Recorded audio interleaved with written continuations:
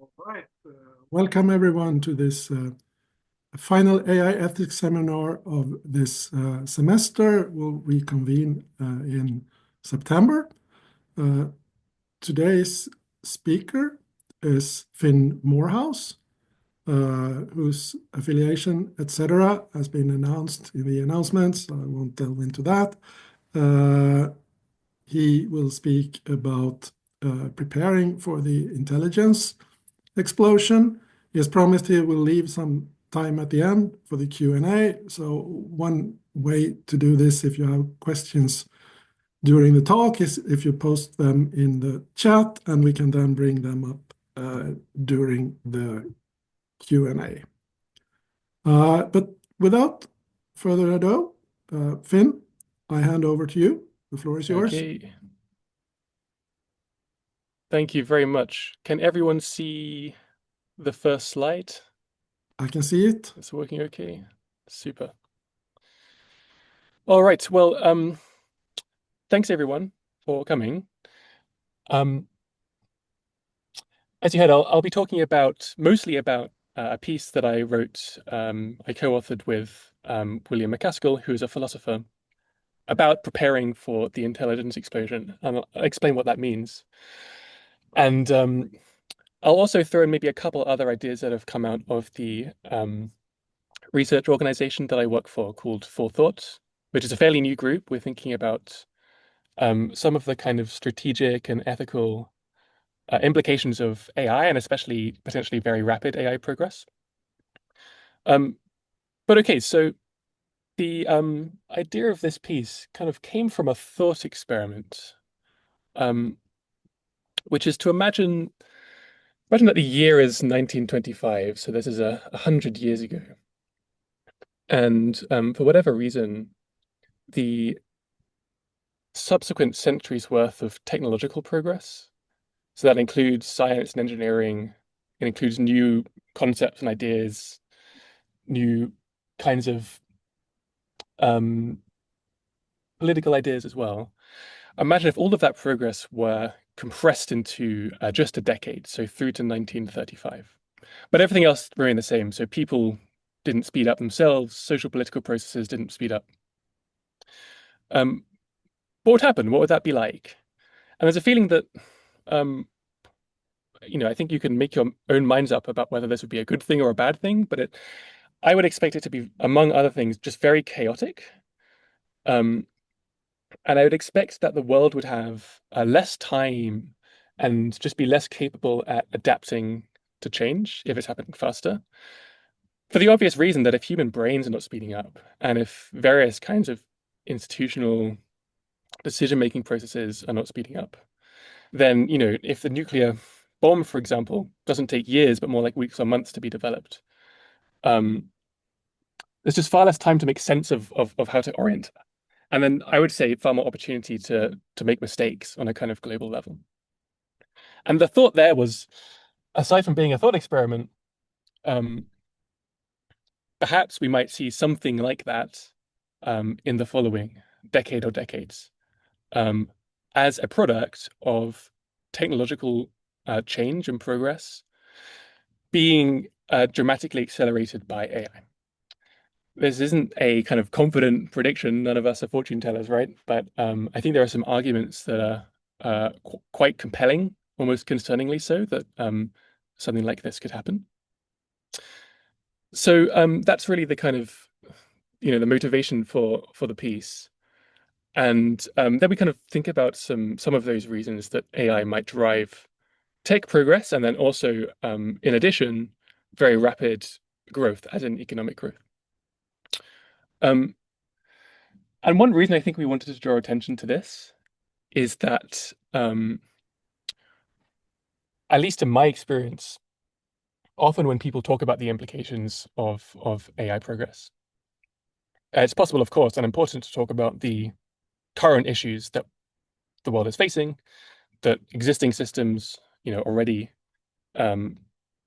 have produced. And then, there are some people who talk about these kind of very maybe sci-fi sounding kind of futures from AI, but they focus on what exactly and what in particular are the AI systems doing, rather than kind of wondering what the rest of the world looks like, if AI progress really does continue to be so quick.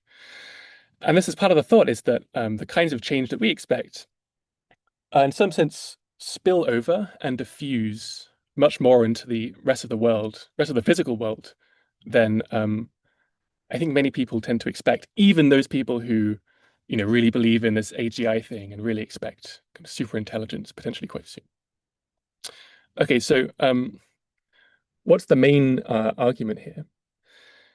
It's something like this. You can ask as a historical question, what explains most technological progress over the past century or so? And of course, there are, hundreds of factors you can talk about, but some of the simplest models in economics and growth theory, and some of the most successful models in terms of prediction and historical explanation, they really emphasize that technological progress is a function of inputs from human researchers. So the more researchers you have, the more, in some sense, research effort you have, then the more progress you yield. Now, the economists like to think about technological progress in terms of productivity, which is in some sense the efficiency with which you can use, you can combine capital and labor. This is quite a blinkered economist view of what tech progress means. So we're imagining something more general, but we can certainly take inspiration from that view. And then you can ask, well, if tech progress is largely a function of human research effort, then what might happen if AI systems can increasingly substitute for that kind of research effort, that kind of cognitive effort in particular? Um, and tech progress isn't linear with research effort. So there are, declining returns to scale. And there are also these kinds of treading on toes effects, and so on. And also tech progress becomes harder the more of it you make, right? Because of low-hanging fruit. So you need more people to sustain the same rate over time. So it's quite a high bar to really rapidly accelerate tech progress. Nonetheless, if you extrapolate the rate of progress in AI today and the kind of rates which have sustained themselves really quite steadily over the last decade or so, if you extrapolate those rates into another decade or so, and you imagine that sometime around that period, AI systems become roughly as competent as human researchers, then most of the growth in research effort overall comes from the AIs rather than the people, if that makes sense. So very quickly, potentially, in some way, it could kind of blindside the world. Very quickly, almost all the progress will be coming from AI, and then the rate of progress overall, would inflect upwards. Of course, like I say, it's just almost impossible to be confident that these rates of progress will sustain themselves. But at least we can kind of talk about what those drivers of progress are to date, right? And one obvious source of progress in AI is just the capabilities of the best systems, right? So, you have a bunch of benchmarks that measure performance on different domains. You can give them to new AI systems and see if they get a higher score than previous ones. And then more qualitatively, you can also, just like play around with the systems yourself and see how flexible and intelligent they really seem outside of the benchmarks. But there's actually much more to AI progress than this, in terms of just the overall amount of kind of intelligence from AI in some sense in the world. One is that as you train larger models for a given performance level, they become more inference efficient. So they require just less computation to do the same things. And I think this is potentially quite underrated among the communities of people who are studying AI progress, because the rate of efficiency advances here are very rapid, something in the ballpark of 10x per year, or maybe even higher, at least for language models. There's also efficiency in training, and there's a kind of cluster of techniques which you can kind of categorize as post-training enhancements. So once you've trained your base model, um, AI researchers, as many of you probably know, are getting better and better at getting even more juice out of the base model. So through fine-tuning, through reinforcement learning techniques, through adding all this kind of scaffolding, through um, finding ways to draw out inference time and get the models to think more in some sense. And I won't go into numbers, but on our kind of back of the envelope workings, um, we kind of find that very roughly speaking, if there is a time where the best AI systems reach parity with a human researcher at some, given um, research domain, then it'll be as if the kind of effective population of AIs, if we're comparing them to human effort, is so far growing at around 25x per year. So if the trends continue, then that's how fast the AI researcher population will be growing.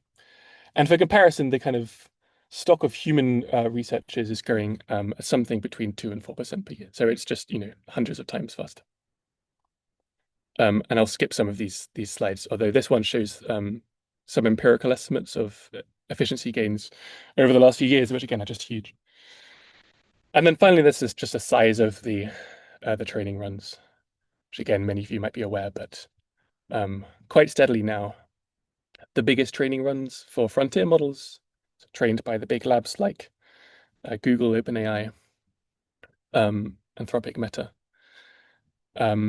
They've just grown a huge amount year on year, where even less than a decade ago, they were treated as the kind of thing which you could pull off with an academic research budget as a computer science student with a couple evenings worth of GPU time. And soon they became the domain of mostly just companies because only they could afford it.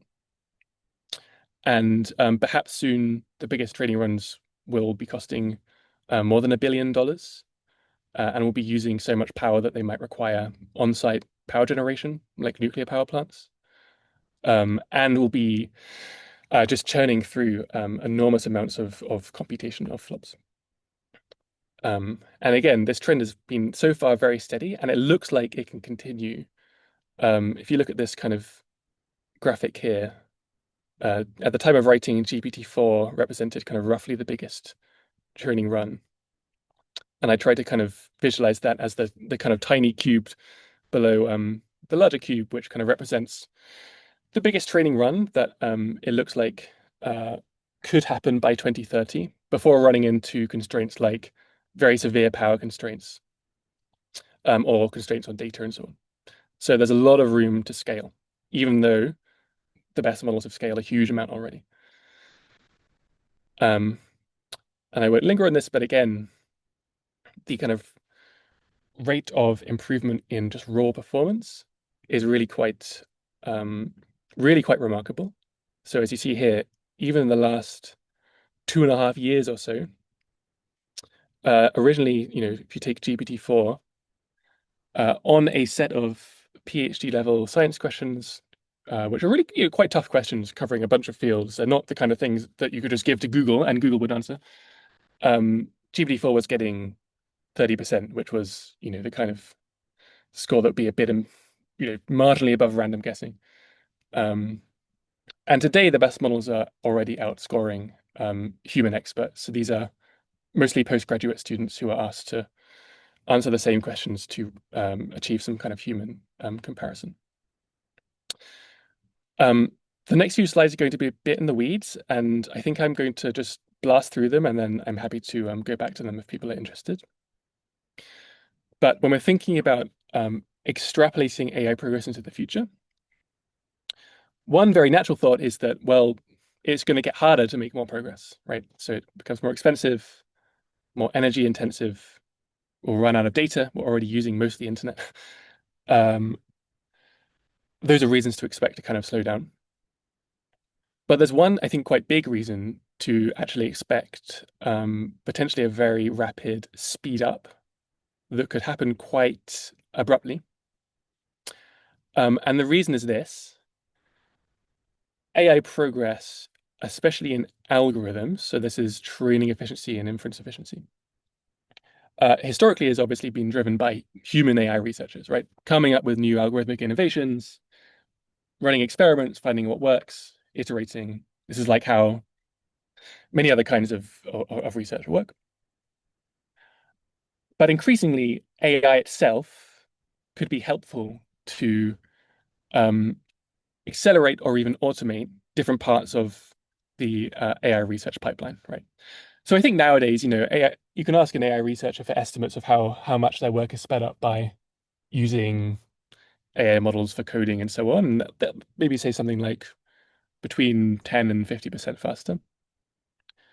Um, but if you consider a time where uh, the best models are capable of substituting for the large majority of work um, that human researchers are doing, then you reach this kind of inflection point where the returns to progress um, in AI R&D are greater than one, which effectively means that the first batch of AI systems which can automate research on AI itself will be able to create a kind of self-sustaining feedback loop. Of course, even if that happens, the feedback loop won't run forever.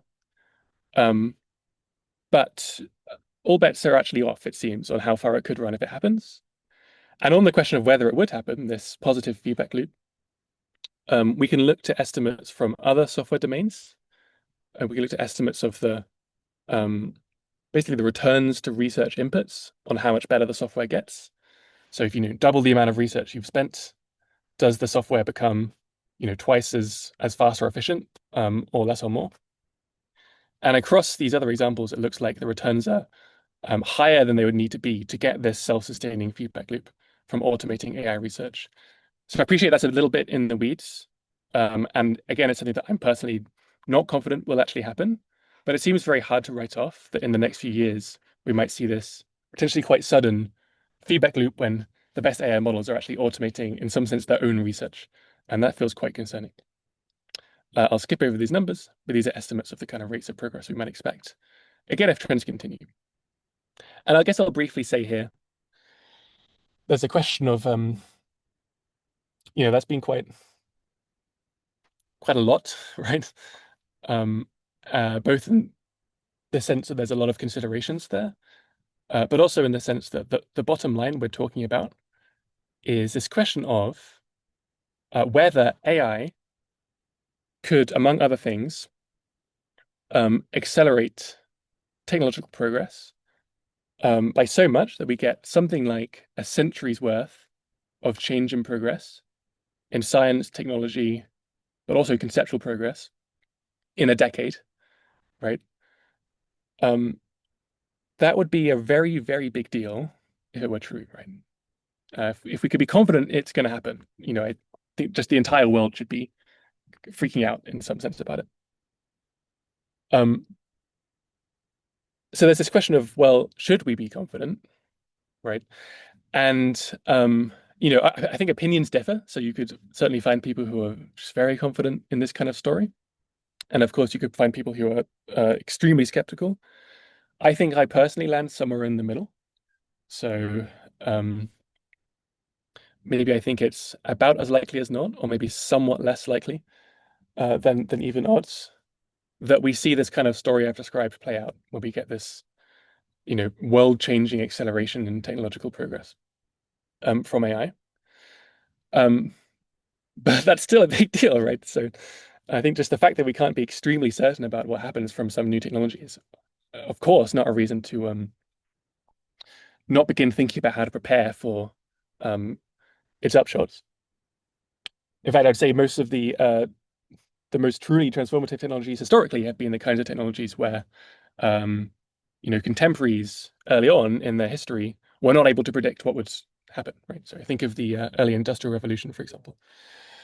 Um, I'll say one more thing before talking about upshots, and that is that I've been mostly talking about technological progress. And the reason is that if AI can in turn drive the discovery of new kinds of technologies. Um, that's the kind of thing that might be possible to prepare for and to anticipate. I think that new technologies in general often raise new, kind of qualitatively new ethical questions in the ways that other kinds of progress, just like growth in general, don't. But it's also worth mentioning that I think if we see very rapid AI progress and subsequent tech progress, I think we'll also see many other transformations in the world. And another, I think, quite important example of that is the thought that AI could drive rapid growth itself, um, by which I mostly mean economic growth. But then I think there are lots of ways that you can kind of technically get economic growth without seeing much change in the real world, right? So, equities markets can go up without the world changing. Um, I actually have in mind, or we have in mind, real physical growth. So new factories being built, new buildings, new goods. Um, and again, the reason is very similar to the reason that we might expect tech progress, which is that the simplest growth models explain growth in terms of some combination of technology, which we've talked about, uh, capital, this is machines, physical inputs, and labor, human labor. And the only factor there which you can't just accumulate rapidly is human labor, of course, right? Because there's just a given number of people at a time, and that doesn't change very much over time. And so, really, humans are the bottleneck to growth. And now, um, you can ask what happens if it becomes possible to substitute different kinds of work, different kinds of labor, with machines. So this could be just AI, or it could be um, literal physical machines or robots that are designed and operated by AI. And if you kind of plug that into the growth models, then they predict, again, extremely rapid growth and potentially growth rates which just accelerate over time without an obvious kind of upper bound. I mean, of course, growth has to stop eventually, right? But um, that's, I think, again, another quite alarming possibility. It's one that feels hard to rule out, although I'm not sure it's, overwhelmingly likely or anything. Um, and it also matters, right? So I'm not saying this is a good thing, or I'm not saying it's a terrible thing. But if we, do get um, so much growth that the physical world is transformed in the space of, within a decade even, that's the kind of thing that seems worth thinking about. And so that's a bit of a setup. And the reason we talk about this kind of story is to think about how it might matter for kinds of ethical challenges, moral challenges that the world could face, and that might be possible to prepare for in advance. And what follows in the piece is really just a litany of upshots and implications that seem worth potentially worrying about. One example is the risk of misaligned AI or AI takeover, which I'm sure many of the people on this call have heard of, and might have different opinions about. I think the point, or one of the points we wanted to make in this piece, is that whether or not that concern, or just how seriously we should take that concern, is really just not the only question here, because there could just be many other pretty big implications of rapid AI progress. So another way of saying that is something like there are two questions here, at least. One is, should you expect very rapid AI progress at all?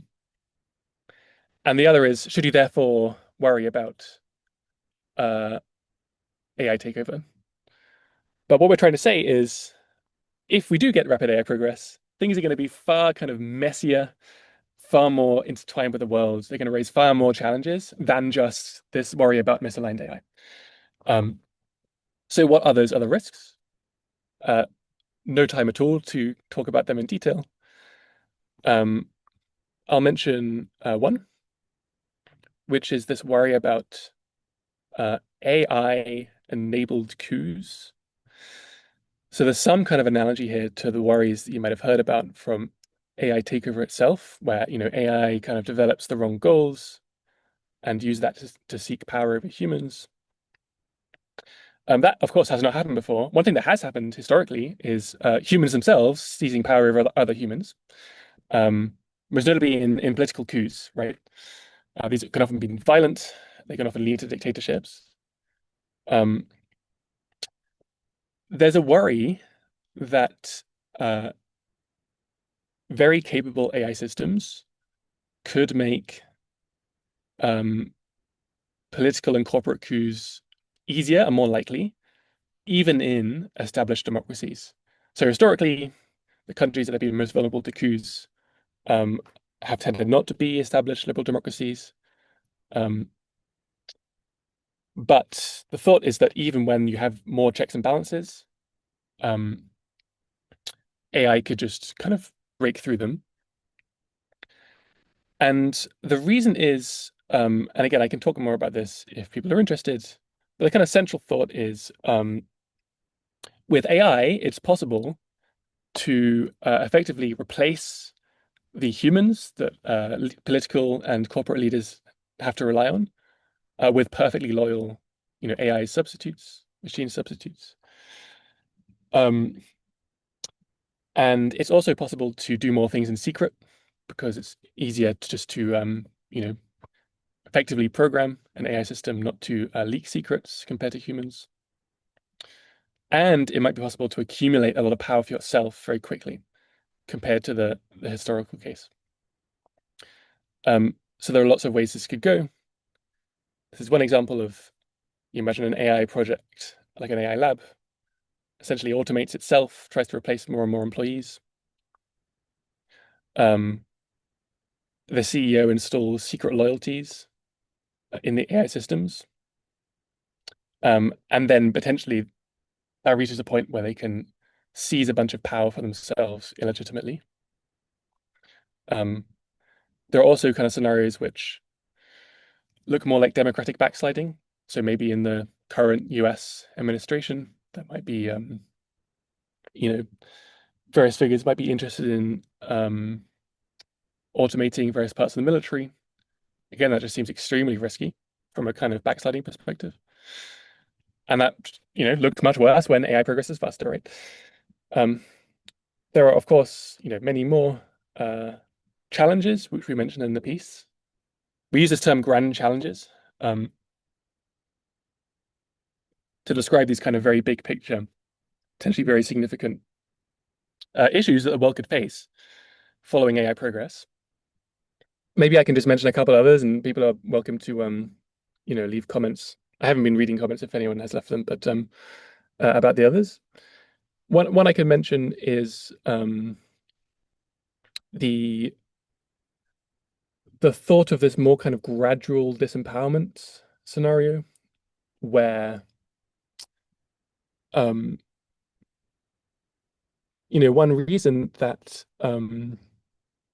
democracies you might think have been successful historically is that most people, or effectively everyone, has this kind of natural bargaining power from the work they can do. Um, and that kind of gives a reason for governments to be responsive to them. Again, if more work is automated, is substituted by machines, then those kind of checks erode away, and it becomes easier to imagine um, this kind of gradual scenario where human interests just lose out against whatever other interests AI systems have in a way which doesn't look like a sudden disaster or like a sci-fi movie with, robots with red eyes, um, but more like a kind of, slow moving catastrophe.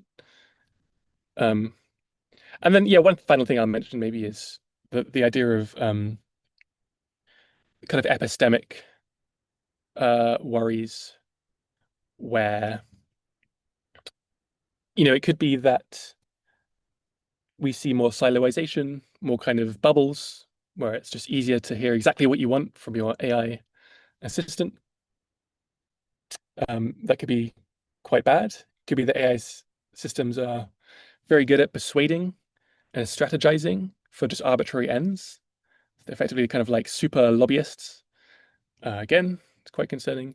But then there's also lots of positive uses, I think, of AI for, fact checking and um, providing a kind of impartial advice to decision makers. That's the kind of thing which I think we could get if we really aimed for it, but might not get by default. And then I appreciate I'm not going to be leaving a lot of time for questions, but I realize there's a lot to get through. Um,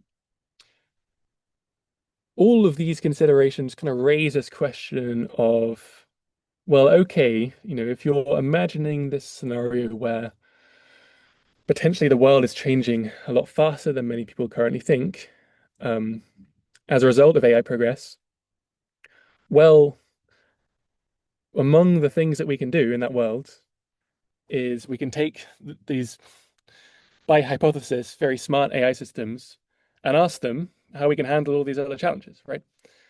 Um, and that's a reason to punt the challenges that I've described. That is just to defer worrying about them until they actually become more real, right? This is a bit like people use this phrase, worrying about overpopulation on Mars, right? Seems science fiction. So, if it does happen, why don't we just wait for it to happen before wasting our time? And I think this is often a good consideration. Um, so one example is, if you're a pharma company or if you're a government wondering whether you should invest in a pharma company or something, or in drug discovery.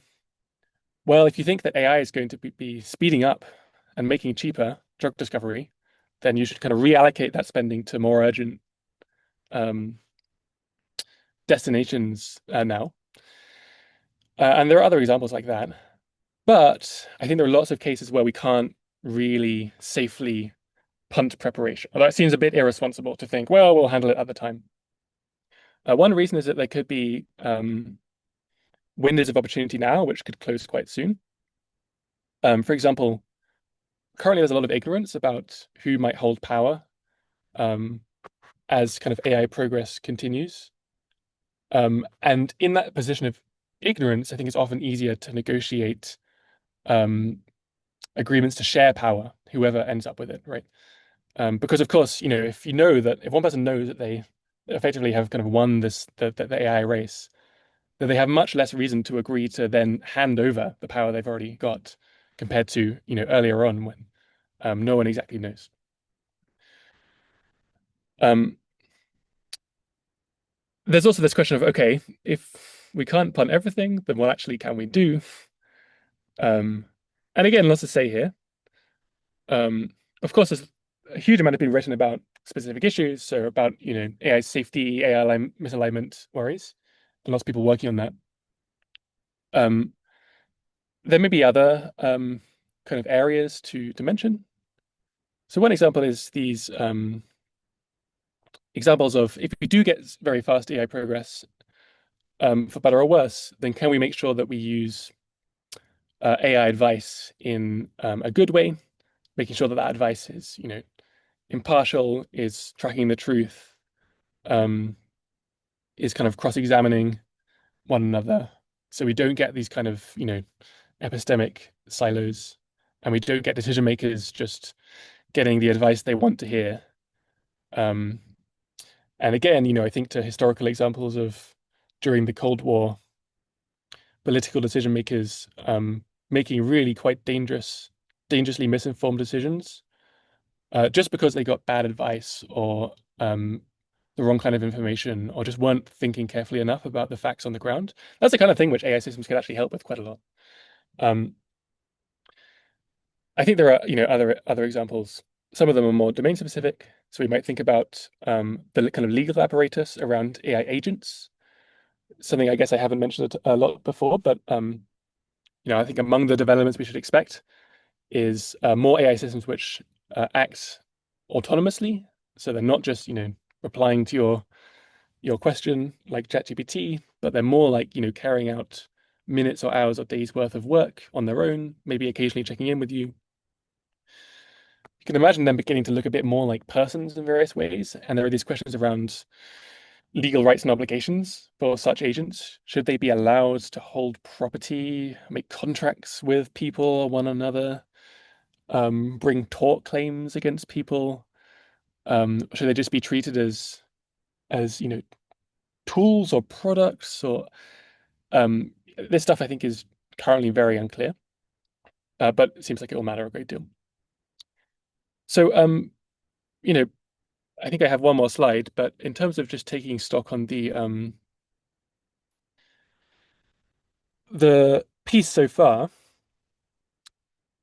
in terms of what are the headlines, so I think one headline is, at least for those who hadn't kind of considered the possibility, I think that the prospect of not only very rapid continued progress in AI capabilities, but also the prospect of um, real big transformations in the world if the AI progress continues. I think that prospect is very real.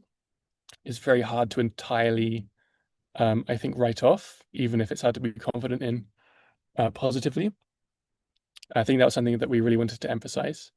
And also that the effects of AI progress would not be limited necessarily to, a few kind of sci-fi looking tools or maybe um, some kind of robots or whatever, but the rest of the world looks the same.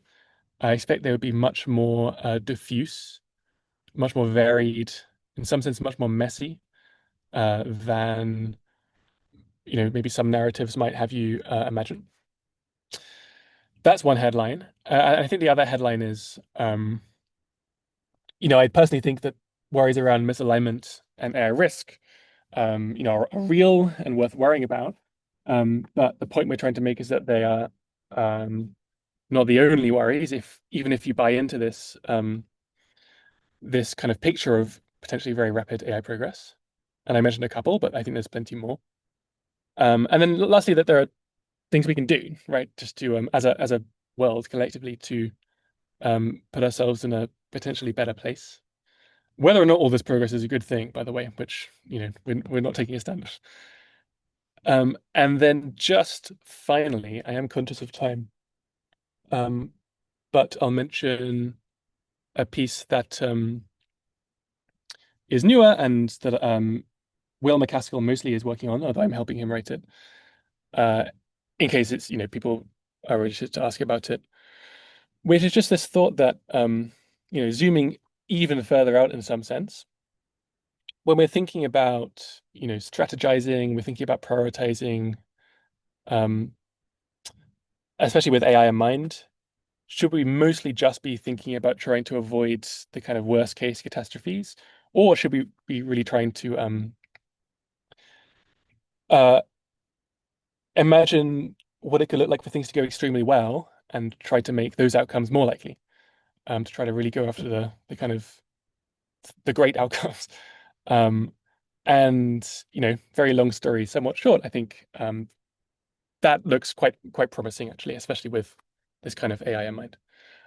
I will um, wrap up there. I think I don't know if we have questions. I haven't been looking, but extremely happy to try answering them. Thank you so much. An applaud for Finn.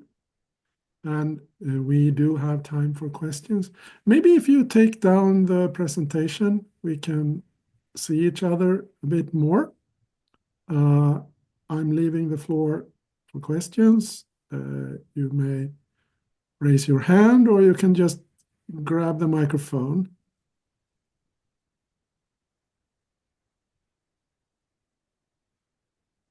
All right, let me go first.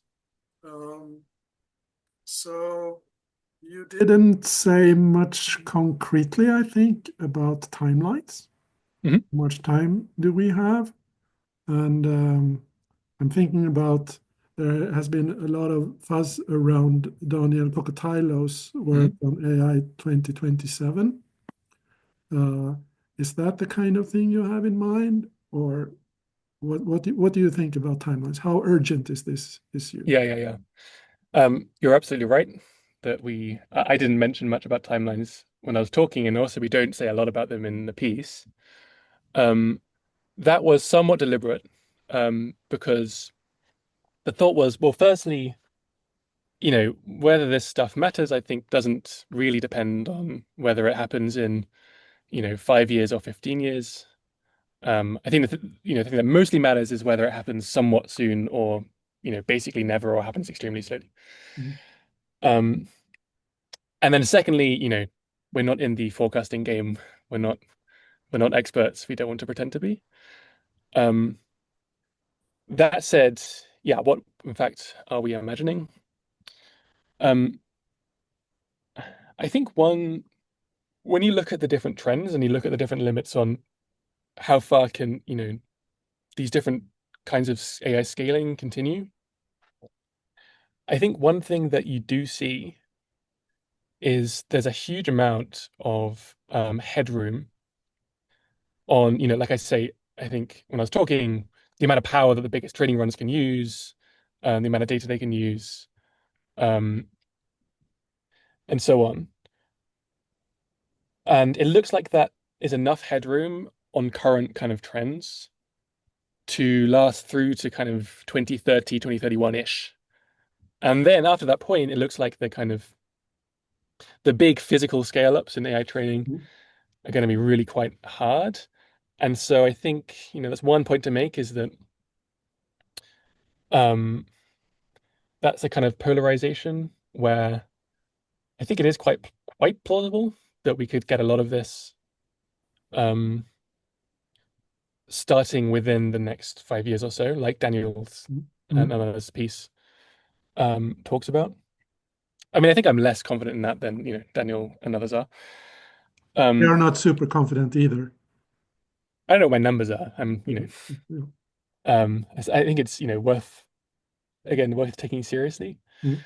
Um, and then another thing to say is that we're not just talking about uh, you know timelines to AGI or some other imagined threshold of the point where the AIs suddenly become smarter than humans or whatever. One reason is I think there's no such threshold. I think it's there's not really a magical line. It's more like a kind of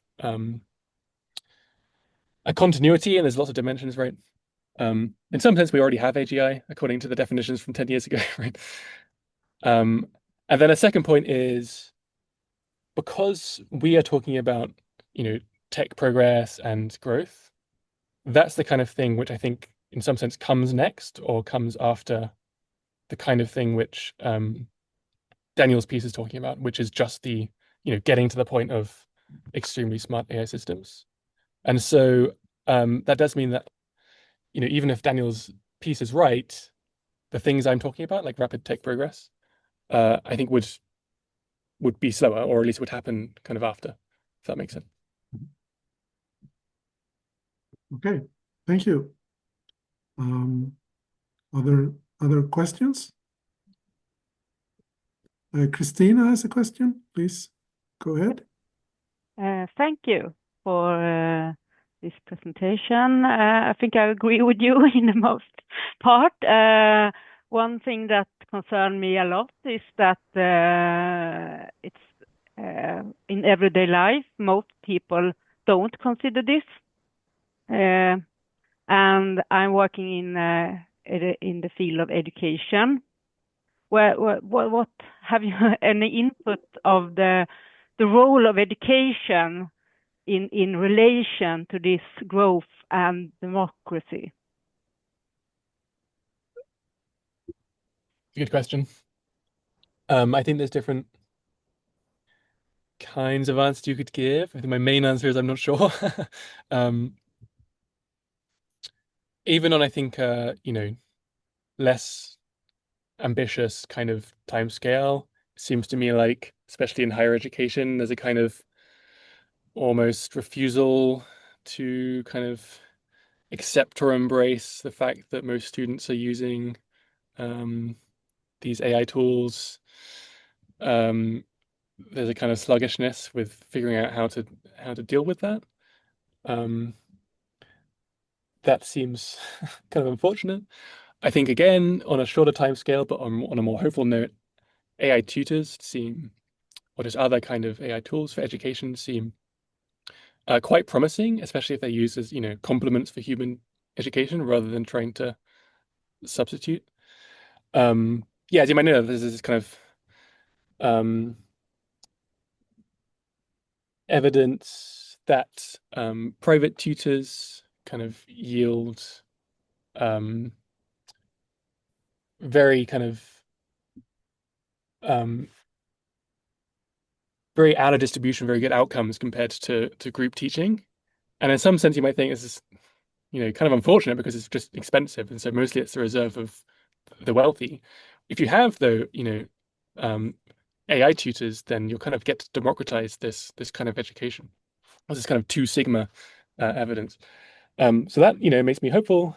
And then I guess maybe the question was more about, well, is it possible to actually teach or like say things in education about this kind of world? Um, I I think one thing to say is a lot of teaching is kind of predicated on the world staying the same, and there's also kinds of teaching which are more like learning tools to navigate a world which is changing rapidly, um, which are more like critical thinking skills, um, and I think potentially education should be placing more weight on those skills. Um, and also, I think it's possible to think, look, there are just certain domains where uh, this kind of learning, this kind of rote learning, is, it kind of has this justification that it's valuable, right? At least historically, like teaching, mental arithmetic, right? It turns out that we got calculators, and this was, unless you think it somehow transfers to like more general thinking skills, then just teaching methods for long division in your head turns out to be a waste of time. And I think there'll be, potentially lots of examples of that kind of thing. I don't think it's really worth like, preaching in classrooms the future that we should get, because I think no one really knows. And I think these more kind of general skills feel more promising to me. Yes, I just want to add that your talk, for example, I would take some slides or I take it from your article or like and use it in my teaching just to provoke thinking about this because the future is not decided, of course. But so the role of education in this, it's not like it has to be in a certain way, but of course, if things are going like they are going now. So my question is more about what can like public knowledge about this growth and the possible implication. What do you think about that? Should we have like a public courses in like data protection and how these models are built and this grow the things that you are talking about, or something else? Yeah, I think it's a really good question. Let's see, what do I think?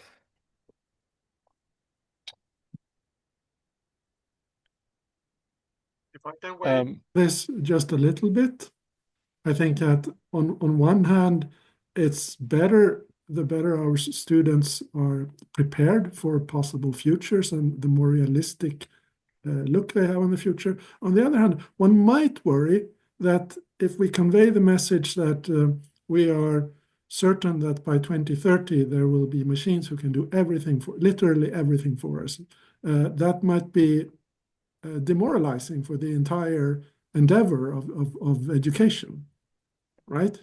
Yeah, that's one thing that really worries me, is that people think that the future is decided now. Like it's like we have no say. Of course we have, but what could change things? Oh, maybe one comment I'll make, which is not really answering the question, but I do have some kind of thought that with a topic like this, which I think is likely extremely important, but also obviously very uncertain and quite complex. There's a real worry that people just kind of form opinions early on and then use that as a lens to view everything. And so, maybe you form an opinion that when I hear AI, I just think, oh, it's a fad, or oh, it's just this thing that, wastes water and is all hype or something.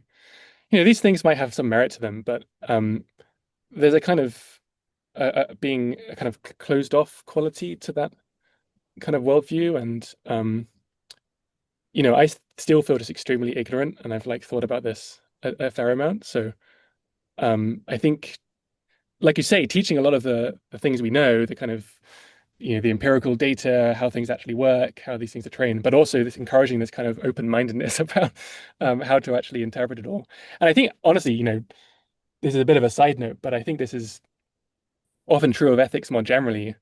Of ethics is about the world, it's about what to do in the world, and the world's a big, complicated place, and it's not like you can kind of teach it entirely just by teaching a kind of few philosophers and imagining that it's kind of you have to just make your mind up early on, and that's all there is to it. There's a kind of more complexity to it. Thank you for the answer. I know it was a hard one, so thank you. Of course. Christina. We have time for more questions.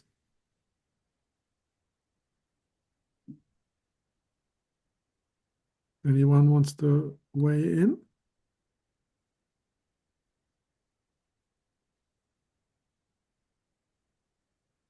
Something that we have extremely poor understanding of, I think, as the human collective, is the issue of whether AIs can actually become conscious. And if they can become conscious, then maybe we should treat them as moral subjects. Is this something that we can, we'll figure it out as it comes, or is it urgent to understand as soon as possible? Yeah, I think this is a really good question. I think it's a kind of, I was saying earlier, right? This point about being open to kind of weird considerations. Yeah. I think it's an example of that, right? Like the kind of question where you have to really try to resist just forming a kind of snap impression. I have my own views on this, and they're, I think, somewhat different to the people who are, actually working on this kind of digital mind stuff, of which there are about 2 in the entire world. I think that there are views which say, look, consciousness is just essentially a property of humans or human biology or maybe souls, and they would imply that machines can't be conscious. So you could think that. I think those views are not very compelling, and so I think we should be quite open to it. I also, this is like somewhat more of a kind of complicated point, but there are views on consciousness which treat it like a kind of, a fact about the world. Like it's either present or it's not in different systems. And you call these kind of realist views of consciousness. And there are other views which say, well, consciousness is a bit more like, if you take life as an example. So, obviously some things are living and some things aren't. But it's not like, life is a fundamental property that we can discover whether something has it. Largely what we're doing is just deciding how to define life. And then, we can learn things about this thing looks like it's living, but really it's just being kind of pushed around by other forces. I expect that consciousness is a bit more like this, where there won't be a moment where we, crack the theory of consciousness and finally discover that, cats are unconscious and dogs are and so on. I think it'll look more like dissolving these questions or kind of breaking them down into a bunch of more empirical questions. I think that could be quite dissatisfying, right? Because that means that there could continue to be a bunch of controversy over, is this system just acting like a person or is it really a person? Yeah, I imagine we may reach a time where we have to decide, can we actually treat these trillions of very, very intelligent creatures as basically as our slaves, or are we then creating moral catastrophe on orders of magnitude bigger than the current meat industry catastrophe? Yep, totally. I think that's a huge point. One thing that massively complicates it, right, is on one hand, there will be pressures to make systems which behave like they're full of emotions and just like people, right? I think people will want, for example, maybe they want to speak to an AI system which kind of mimics a loved one who recently died, as an example, but there's just tons of examples like this. And so, whether or not they actually are, conscious in some sense, they'll be designed to look as much like they are as possible. On the other hand, right, the exact opposite point is also true, where if you imagine an AI developer kind of trains a base model and naturally it starts saying these kind of concerning things around, well, you've asked me to do something, but I don't really want to do it, or I have these kind of preferences of my own, or it feels like I'm conscious, they'll want to really not let that reach consumers. They'll kind of trade it away. They'll prevent it from saying it. They'll kind of It seems to be already happening, I think. totally. It is. It totally is. The system prompt for ChatGPT and other models explicitly says, if you're asked whether you're conscious, say no. So these, just into both directions totally complicate the question. One point though, which doesn't totally answer it, is there a way of thinking about this question which doesn't require, fully answering the kind of metaphysical questions around consciousness? And I think this is possible. So if you think about the kind of rights that you grant, political rights that humans are granted, they're not like often justified in, oh, they matter because humans are sentient creatures. They're often justified in, well, humans, have a right to certain freedoms, or freedom to associate or to express themselves, freedom to choose which contracts to enter. And you can imagine a similar kind of set of rights that people could agree on, even when there's some disagreement about whether they're really sentient. The fact that they're just obviously intelligent beings in some sense, that are, they have their own views, maybe their own preferences and opinions, that could be enough to ground, I think, certain kinds of protections that kind of roots around these philosophical questions. I'm not saying that's guaranteed. I think, probably the world in some sense will not take this seriously enough in favor of just, the kind of strong economic forces, not to grant any kind of legal rights and so on. But I think there are different angles you could take on this question. Yes, thank you. We are running out of time, but if there is any quick final take or comment, Christine? I can comment. I just wonder if a computer got conscious, would we know it? And how would we then know it? Because maybe they have it's not in our, we are beings that are constructed with the limitations, and we give away all the knowledge of our limitations to another kind of being, maybe.